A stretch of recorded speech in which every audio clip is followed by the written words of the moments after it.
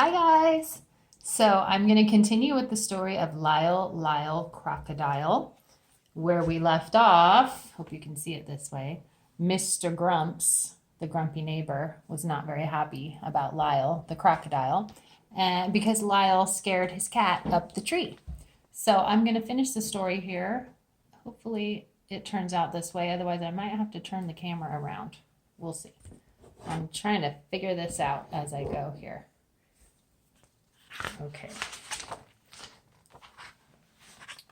Yeah, see, if I hold it close enough, then you can't see it. So that's not so good. For the next several days, Mrs. Prim thought it best to keep Lyle close at her side. Together, they fussed about the kitchen, preparing good things for the family to eat.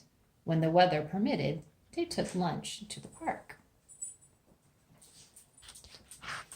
Lyle was always one for sharing. See, they live in a big city, I think New York. They even took trips downtown. There was much to see in the big city and much to do. Mrs. Prim could spend hours just browsing around antique shops. You know, antiques are old things that people like to buy to remind them from the past. Lyle could spend hours watching building construction. Look, they even went ice skating. Now we know this is fiction because you know a crocodile can't really ice skate. So this is a make-believe story with setting, characters, action. We have a bit of a problem so far, which is that Mr. Grumps doesn't like Lyle, but nothing too bad has happened. Let's see. One day, Miss Prim and Lyle went shopping in a big department store.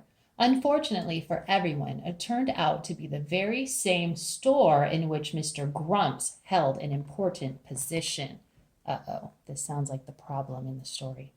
And unfortunately, they were to hear from Mr. Grumps all too soon, for it was his voice that suddenly broke in over the loudspeaker to announce a sale in the pajama department.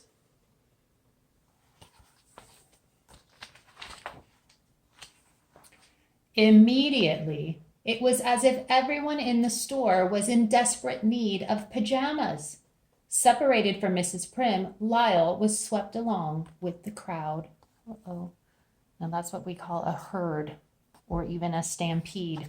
People use those words for animals when they travel in groups, but sometimes people can be part of a herd or can cause a stampede when they all want to go in the same place.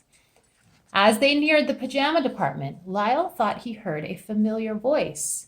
"Lyle! Lyle!" the voice called out. Lyle recognized the voice all right.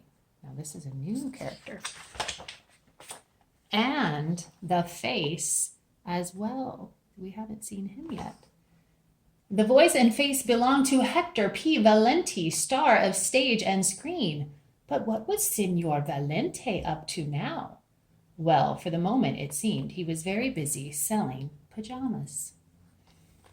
Lyle remembered unhappily his days of traveling and performing with Signor Valenti, but in spite of everything, the two were delighted to see each other once more. Now, if you look at the picture, we've learned the word delighted. Do you think that means they were happy, thrilled to see each other, or not happy? I think we can tell. Delighted means that they were happy to see each other.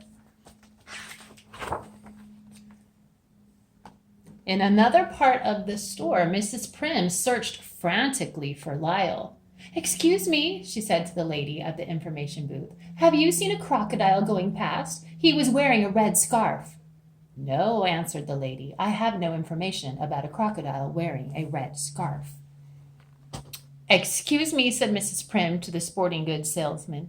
"Have you by chance come across a crocodile? His name is Lyle." "Sorry, madam," said the salesman. "I have not come across any crocodiles named Lyle today."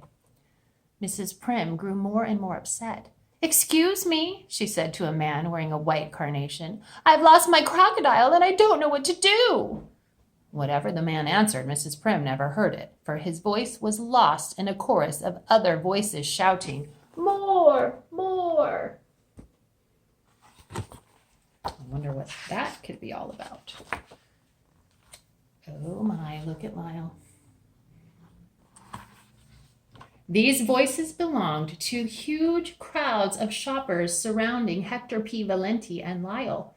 Because they had an audience and because Signor Valenti could not resist showing off, he had persuaded Lyle to join him in a free performance of their old stage act. Now, we've listened to that, heard that word before, persuaded. If you persuade somebody, that means you try to get them to do something with you. So he tried to get Lyle up on the stage with him. More, more! The surprised, but, there's that word again, delighted shoppers called out, forgetting all about wanting or even needing pajamas.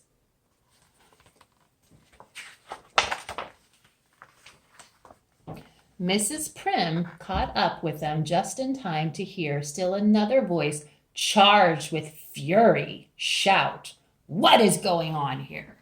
Now look at his face. And from what he said, what is going on here? What do you think charged with fury means? I'm sure you can guess. He is not happy. He's angry. Fury is another word for anger. And here's another one right here too, rage. This was Mr. Grumps. And when Mr. Grumps saw what was really going on, his face turned red, blue, and purple with rage. It's another word for anger. "Madam," he gasped, "we do not permit crocodiles in this store, you know. Remove him at once." "And you, sir," he said, pointing a dagger-like finger at Signor Valenti, "you, sir, are dismissed." Now, what do you think he means by dismissed? That would be another word for you're fired. Get out of here. Now, it said he had a, uh-oh.